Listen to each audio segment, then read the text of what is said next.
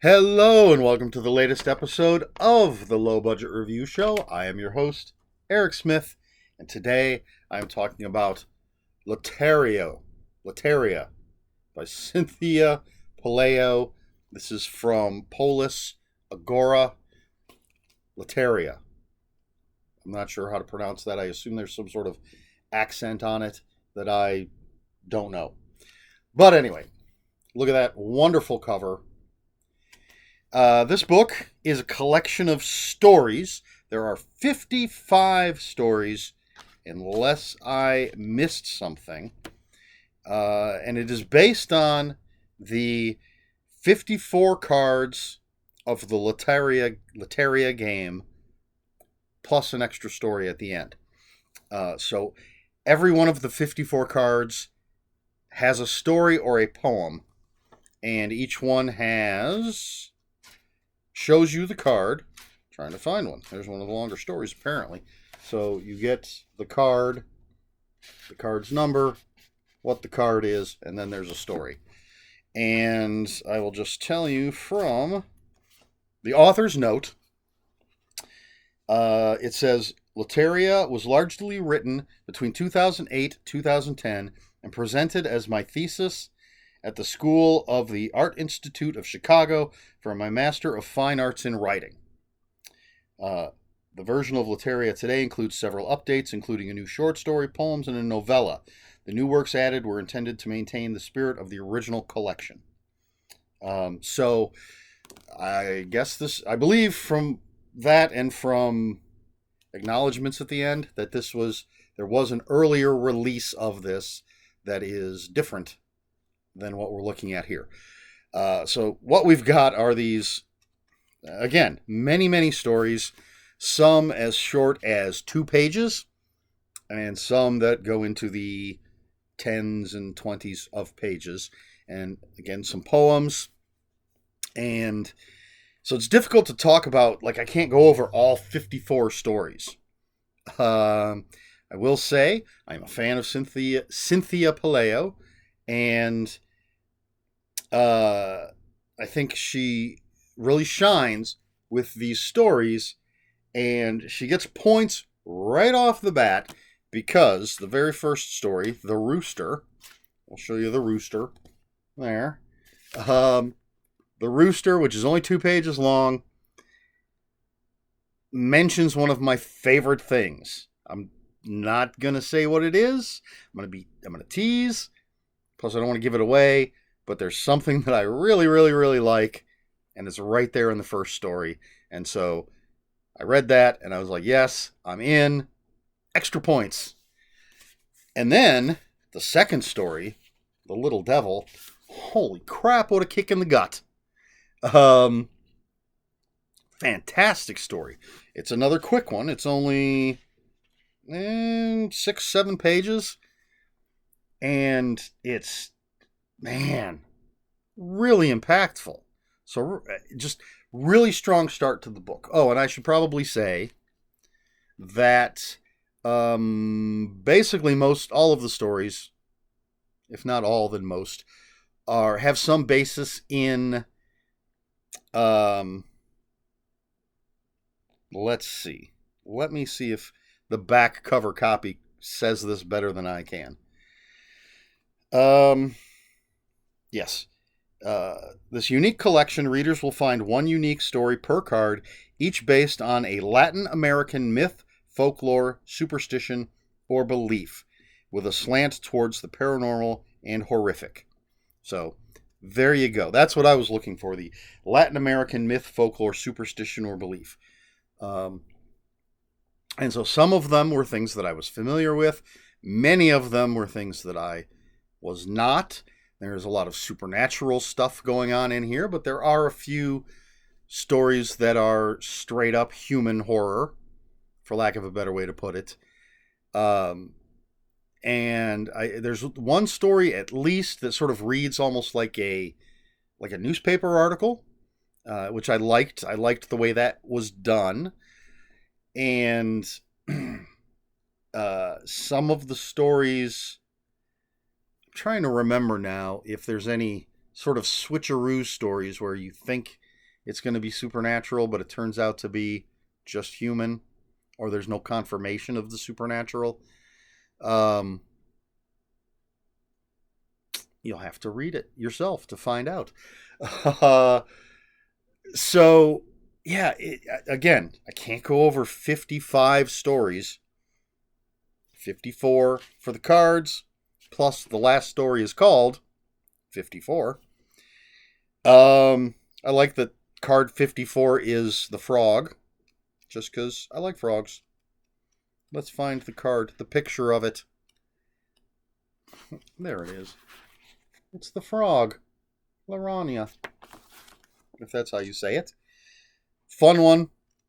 Some of these, it's a horror storybook, but some of the stories I think are fun. A lot of them are very emotional. There's a lot of strong family stuff going on, a lot of strong emotional things happening. And Cynthia Pelayo, I think, writes that sort of thing very well. Even as short as some of these stories are, I think she can kind of grab you. She can grab your heart and give it a squeeze. And again, some take place modern day, some take place in the past, some span a lifetime. It might only be a 10-page story or fewer. I didn't count the page count for every story, but I know there's at least 2 off the top of my head that span someone's entire life, and some that take place in the span of hours. So a huge, wide variety of what you're getting with these stories, and I found it fascinating. I gave it 4 out of 5 on Goodreads, and as with any story collection, I say this every time, it has its ups and downs. There are stories I absolutely loved, and there are stories that were just good. And I would say that the baseline for every story in here is good.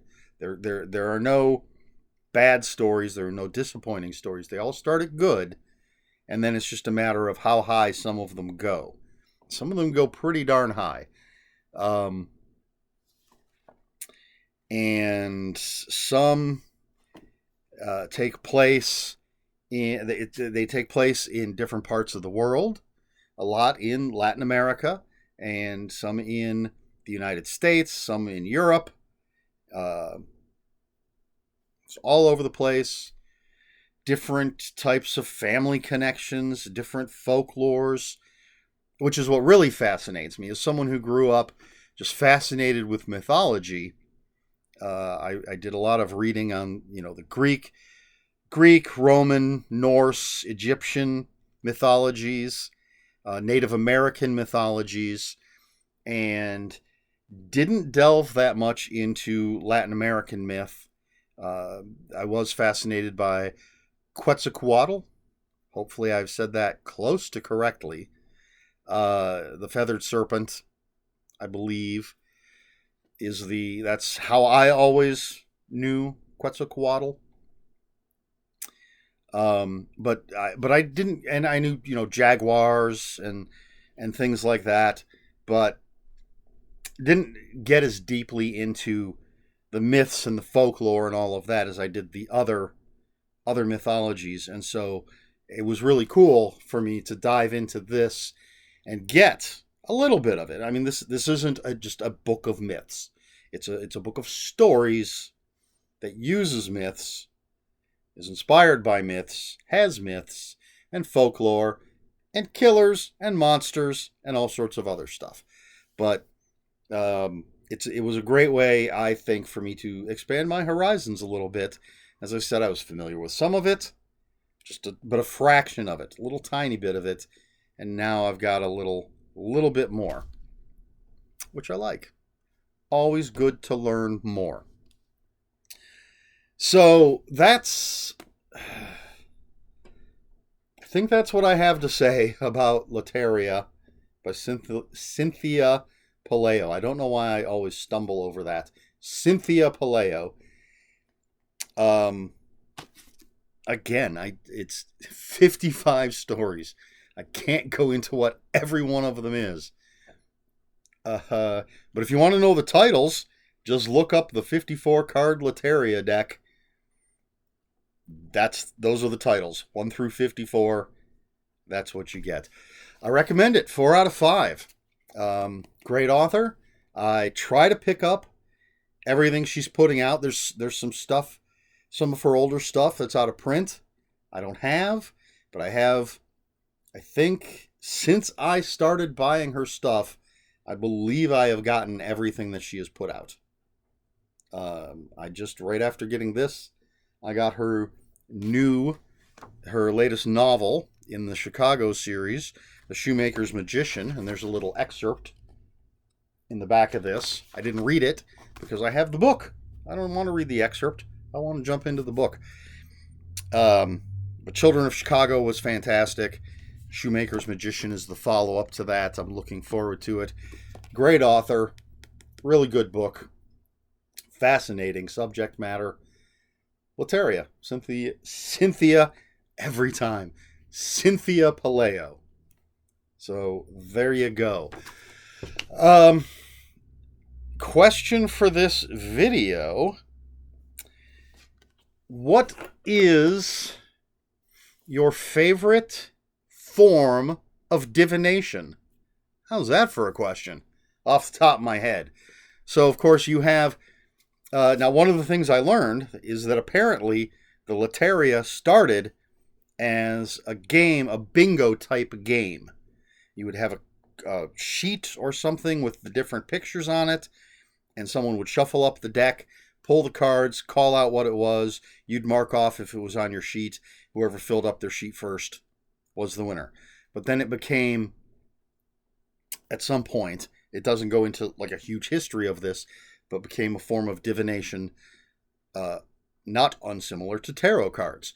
So, the question is, whether or not you actually believe in it, what is your favorite form? So you have something like Lotería, you have tarot cards, tea leaves, rolling bones, palm reading, a medium using a crystal ball. What else is there? I know there's plenty. Do you have a favorite? What of these is the most interesting to you? I would say off the top of my head, I would probably have to go with tarot cards, simply because they fascinate me. There's so many different sets of tarot cards out there, and I have 2. Right, I can see them both. One's right there, one's up there. They're completely different in style. Actually, I'll have to compare the books and see what the meanings behind the cards are in each book and how they line up.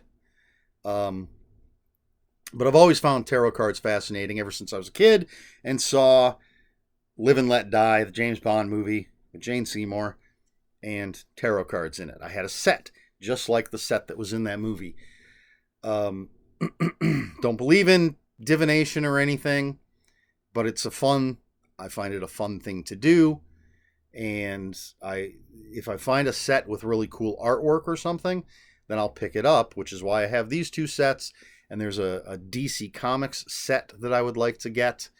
So I think tarot cards are cool. But, tea leaves are fascinating. And all of it, basically, is pretty fascinating to me. The different ways that different cultures have to try to see the future. So is it something you've ever thought about? And if so, what is your favorite form? Let me know in the comments below. If you have any comments, questions, or corrections, please put those in the comments below. Comments are open for spoilers. Just post a spoiler warning. We try to be polite here at the Low Budget Review Show. Please like, share, and subscribe. All the usual YouTube stuff. If you'd care to follow me on other social media, my Twitter is @Ronan5757. My Instagram, where I post pictures of books, comic books, board games, and fuzzy animals, is ErikSmith5757. That's Eric with a K, ERIKSMITH 5757. I just noticed and I might have to go back and look through some videos, but every time I get to the if you'd care to follow me in other social media part, I feel like I reach up and adjust my glasses when I get to that part. Like it's become a habit. If anyone's noticed that, let me know. So, that's all I have for you. This has been the Low Budget Review Show. I have been Eric Smith, and until next time, read more books.